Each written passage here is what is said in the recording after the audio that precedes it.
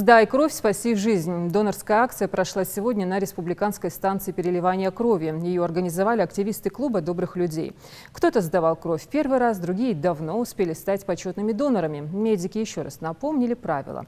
При себе необходимо иметь паспорт, не есть жирную пищу, а просто подкрепиться сладким чаем. Сама процедура забора крови длится не более 5 минут. Акция проходит уже последние 3 месяца, уже 3-й раз. И при каждой акции получается сформировать определенный донорский потенциал для того, чтобы в дальнейшем тоже могли сдавать кровь.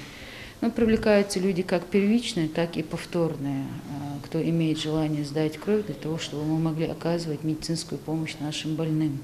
Такого низкого запаса или дефицита у нас нет экстремального, но, естественно, каждый день мы выдаем компоненты, и, соответственно, мы каждый день привлекаем доноров.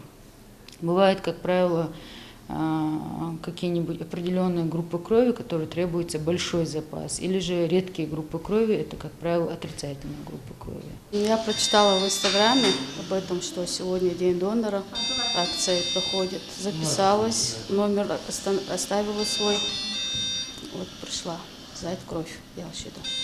Вы первый раз даете кровь? Вообще 3-й раз даю, но по акции 1-й раз.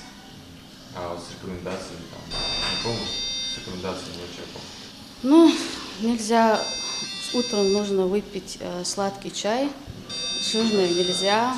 Ну, я прочитала, но сейчас по рекомендациям я пришла, выпила чай с утра. Здесь внизу нас угостили чаем, печеньем и всем.